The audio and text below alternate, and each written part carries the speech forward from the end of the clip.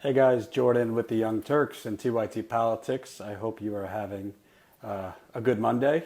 It is the 21st and I am in New York City. I did a guest spot on Cheddar, which is a digital program. It's kind of the CNBC for millennials, they call it. And I am now getting ready to head back to North Dakota. I'll be flying out tomorrow. The reason I'm flying out, if you didn't see the really disturbing scenes out of North Dakota last night, what happened was water protectors, the people who have been down there fighting the Dakota Access Pipeline pretty much since April, essentially they've been boxed in for weeks. So the camp, the main Osheti-Sokoa camp, right next to that camp is a bridge. And the bridge, it used to be that cars, people can go, to and from the bridge. But I believe in October, police blockaded the bridge. They basically, there was a huge standoff between water protectors and police. 3 vehicles were burned on fire. I happen to think the police started the fire. They say water protectors started the fire, but there was never any evidence of that. But there were 3 vehicles that were burnt, basically down to rubble. Kind of looks like vehicles you would see on the side of the road in Iraq or Afghanistan, and they were left on the bridge. Previous videos that I did, we did interviews right by those burnt vehicles. So they were left on this bridge, kind of as a barrier, and behind the burnt cars were the police vehicles. This is the bridge on Route 1806 in North Dakota, right by the Cannonball River. So you had the burnt vehicles as the front lines of the blockade, and then right behind it you had actual police vehicles there, and they've been there pretty much for 24/7. And what they are doing is blocking protectors, cars from getting past them, because right behind them, a couple miles down the road, is where the drill pad is, where Energy Transfer Partners, the parent company for the Dakota Access Pipeline, where their construction workers are working day and night, and many people think are already starting to drill, which they do not have permits for. So the police have essentially been operating as a blockade, so people cannot get past the bridge and get to the construction site where the drill pad is. As we know, water protectors in previous weeks have chained themselves, put their bodies on the line, attached to construction equipment, thus stopping the construction company from doing their work. Every day that they slow down the pipeline construction or stop it, costs Energy Transfer Partners, according to them, millions of dollars. And obviously delays the pipeline from going through, which ultimately is the main goal. So essentially what happened was, I've heard different reports, so I'm just going to have to go on people I trust. But there was an action to try to basically remove those burnt vehicles off the bridge so that water protectors could then get past this police barricade. The mainstream media, they're going to paint it as these water protectors, or the protesters as they call it. They're violent. They're the aggressors, yada, yada. Well, this is Native American sacred land, and this is their main water source for them and 18 million people. So when you're being blocked in by police who, instead of protecting you, are protecting the oil companies, they're doing what they have to do. They're not shooting at police. They're not trying to kill police. They basically are trying to ram these burnt vehicles off the bridge to get past the police blockade and get to the drill, likely to try to change themselves to the drill or whatever it is. So the, many water protectors in kind of like big trucks try to hit into the burnt vehicles and get them off the bridge and ultimately get past the blockade. What happened as a result is probably the most grisly sight that I have seen. TYT Politics just posted a video. I was not there, but we were able to secure footage from a photojournalist down there. His name is August White, I believe, and he shot great footage. It was between 23 and 26 degrees throughout the night in North Dakota. With the wind chill, it probably feels closer to 10 to 15 degrees. And what the police, I call them the oil police, did was fire water cannons of freezing water at the water protectors, essentially trying to freeze them to death. The video that we just put up, youtube.com/TYTpolitics, shows mass hypothermia. It shows medics dealing with water protector after water protector after water protector that has hypothermia. In addition to shooting off water cannons, they continued their use of rubber bullets, pepper spray, and tear gas. So what you're seeing here is, we're not going to call this a calm demonstration. Let's be real. The protesters did take an aggressive action to try to get the cars out of the way. But again, talk about proportionality. Was what they did proportional to the response they got of literally freezing water fire hoses being fired at them, rubber bullets? One guy we showed in the video got shot in the face with a rubber bullet. I don't think people really truly understand. You could die when you get shot by a rubber bullet at point blank range, particularly in the face, which is obviously close to your brain. So rubber bullets, tear gas, pepper spray, all in 26-degree weather. If you really want to look at it, the bottom line is the rubber bullets being shot at the face, the tear gas, this and that. The police are intensifying their action because in their mind, they are being, and probably what they're being told is the winter is here, it's freezing, let's just get them out. Do whatever you got to do. Because they want to force this pipeline through. Now, the pipeline company, Energy Transfer Partners, has already said, we're pretty much done. We just need the permit. But they have already said they will drill without the permit.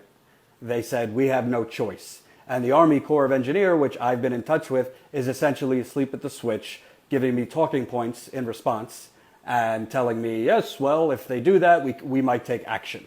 Well, they have no permanent observers down there to witness how close the company is to the main water source, the Missouri River, which flows into Lake Oahe, which is their land. It's Army Corps land, according to them. Frankly, it's not Army Corps land. It's Native American land, according to the 1851 and 68 Fort Laramie Treaty, but I've covered that in previous videos. Bottom line, the police are delivering human rights violations, all in the name of protecting an oil company. And Governor Jack Dalrymple, the North Dakota governor, who is totally in bed with all the oil companies, North Dakota, which is a big oil state and is very corrupt, is essentially saying, just get rid of these people. We need this pipeline. Frankly, the police department has been bribed by Energy Transfer Partners. The police department had to ask Bank of North Dakota for millions of dollars to cover the overtime pay for this militarized police force they have. But they are running out of money, even though the Bank of North Dakota just gave them more money. So Kelsey Warren, who is the CEO of Energy Transfer Partners, I just did a 3-part video, which you can watch on youtube.com/TYTpolitics, that ripped this guy a new one. He did an interview on PBS. I couldn't even count the amount of times he lied, so I just went through them in the video. Kelsey Warren has offered the North Dakota police force to pay for their costs of overtime and all that. So you have a private company essentially offering a bribe to the police department. The police department has not said no yet, by the way. And the police department has been actively working with private DAPL security, which are really private security mercenaries. These are the same people who unleashed dogs to bite Native Americans and non-natives in September, which Democracy Now!'s Amy Goodman covered and was the first one on the ground there. So it's really sickening what's happening. It's really ground zero, I always say, for corporate greed versus humanity. But it's a lot more than corporate greed at this point. This is corporate greed aided by government immorality. So let's start with Barack Obama, who just wrapped up his last foreign trip as president. He said, let's play this out. Let's see how this plays out. Maybe we'll reroute it. I'm assuming he's not paying attention to my videos or the Young Turks or anyone for that matter. Because if you were the president of the United States and you were supposed to guard against all foreign and domestic enemies, you're telling me that this is just standard operating procedure for the police to be doing this to peaceful protectors who do not have guns? Let me repeat, I've been there 4 times. I'm going for the 5th time tomorrow. I have not seen one with a gun. Maybe when I'm not there, there are protectors with guns, but I've never seen it. And I've been to a lot of demonstrations. These are peaceful protectors. Some of the actions get a little more aggressive, but they're not trying to ram cars out of the way and cross this bridge, get past the police blockade to go to the casino and gamble. They're trying to stop a mega pipeline from going through their main water source. So, cause and effect is what they're trying to do. Should that be met with trying to freeze them to death, shooting them in the face? There's no regard at this point for humans. You don't even see this kind of action on the streets of Ferguson when Michael Brown was killed, the African-American who was killed in Ferguson, Missouri, or in protests on the street of Baton Rouge when the most recent African-American was killed. Not Philando Castile, Alton Sterling. You see pepper spray and things like that, but are you seeing water hoses in 23-degree weather? You seeing people getting shot in the face with rubber bullets? I didn't see that then. But the mainstream media, CNN, MSNBC, Fox, ABC, they have all their reporters, anchors on the ground when it was Ferguson, when it was Baton Rouge, when it was Trayvon Martin. By the way, rightly so. I'm not criticizing that. They should have people on the ground for that. But North Dakota gets 30 seconds on the Today Show, if that. CNN barely covers it. MSNBC barely covers it. And these are supposedly the most trusted name in news. Or MSNBC, used to be the place for progressives, as they said. You can't get media down here to cover this. I wonder why.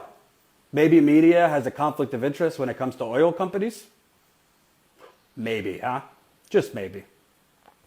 It's really sickening. Obviously, I'm close to the situation. I don't hide my bias. I am totally for the Dakota Access Pipeline being shut down.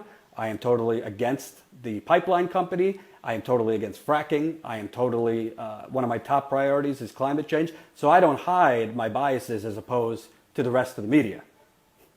It's out there. I don't distort facts to support my bias. That's the most important thing. But I'm there because it's not just about journalism for me. It's about, this is simply what is right and what is wrong. Some stories break down to what is right and what is wrong.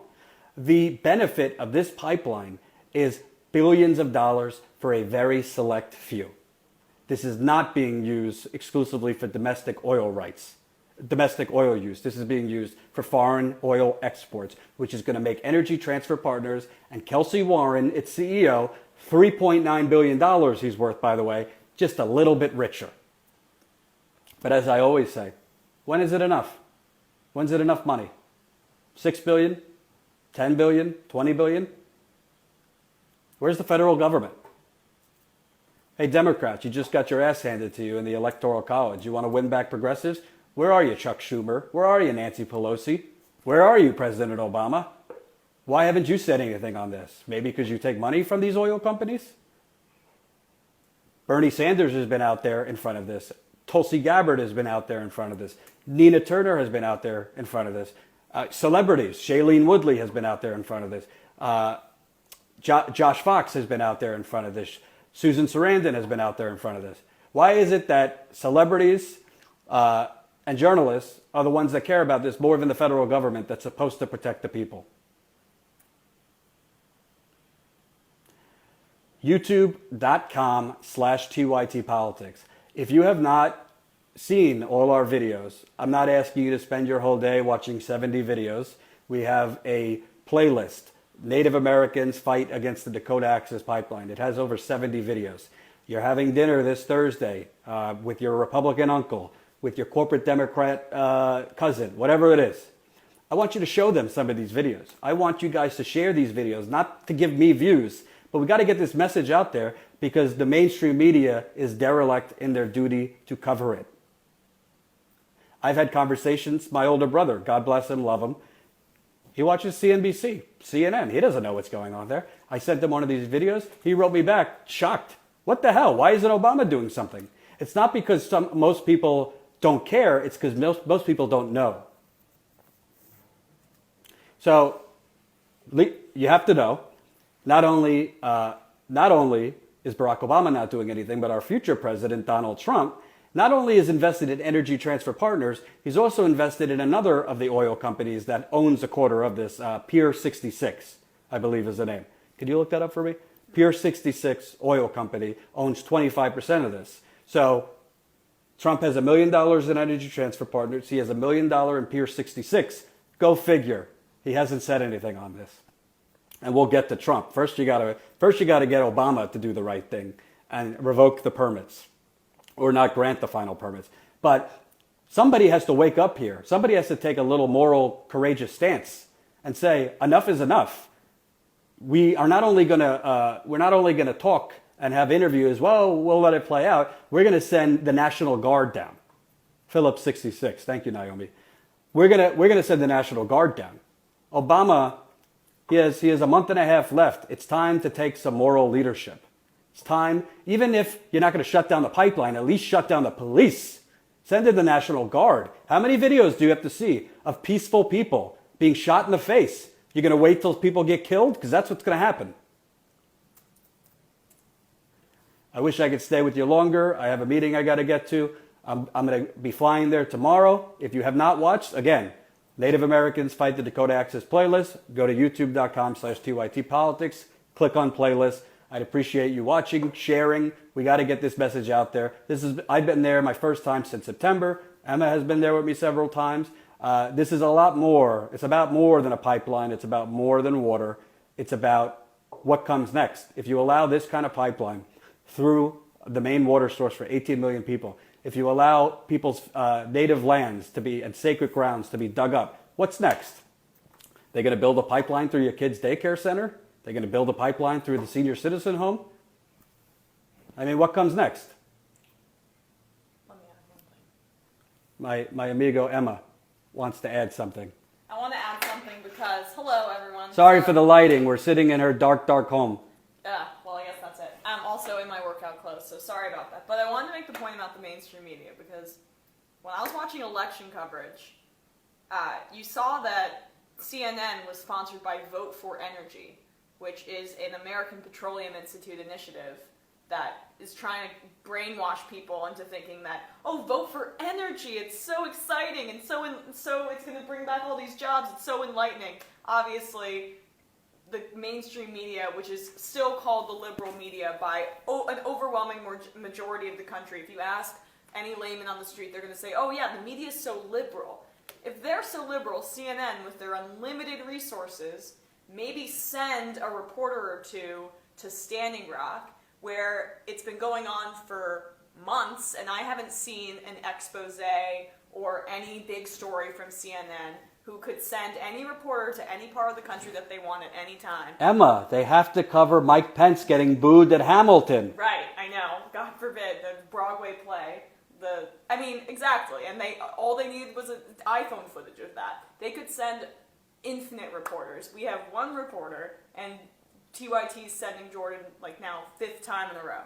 So don't buy the bullshit that there's a liberal media anymore. The liberal media, if there is one, is online, and everything else on TV especially is corporatist.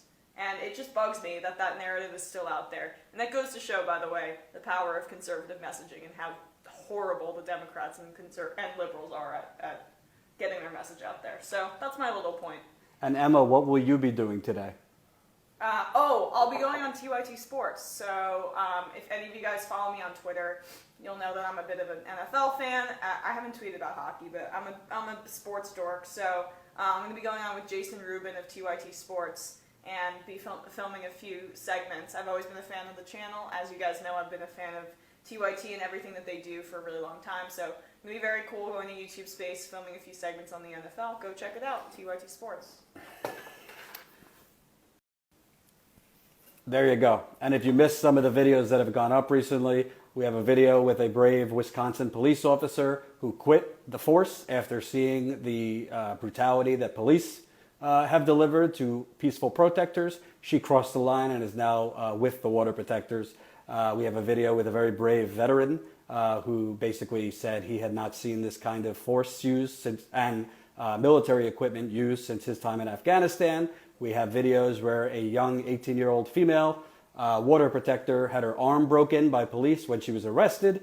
We have video of a young male water protector who was assaulted by police while holding a prayer stick, and the police took his prayer stick. Fortunately, he ended up getting it back. It's insane. Every video gets more insane by the minute.